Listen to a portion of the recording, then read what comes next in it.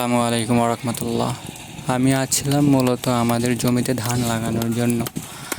দেখি এখানে এই কাজটি করা হচ্ছে, যাকে বলা হয় পাট ধোয়া।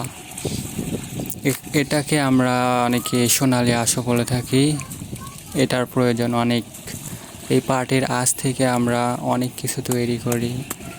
আর একটা কথা, আমি ভিডিও বানানোর চেষ্টা করতেছি কারণ আমার মুখের কিছু জড়তা আছে। আমি আমার কথাগুলো মানুষকে উপস্থাপন করতে পারি। প্রেজেন্টেশন যখন হয় তখন প্রেজেন্টেশনেও তেমন কথা বলতে পারি না, মানুষকে ইসলামের জন্য দাওয়াত দিতে পারি না।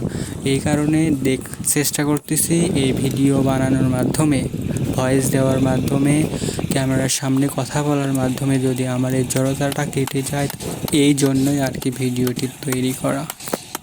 তো আপনারা সবাই আমার জন্য দোয়া করবেন এবং 5 ওয়াক্ত সালাত আদায় করবেন। নামাজ ছাড়া সফল হওয়া অসম্ভব। আল্লাহ হাফেজ, সবাই ভালো থাকবেন।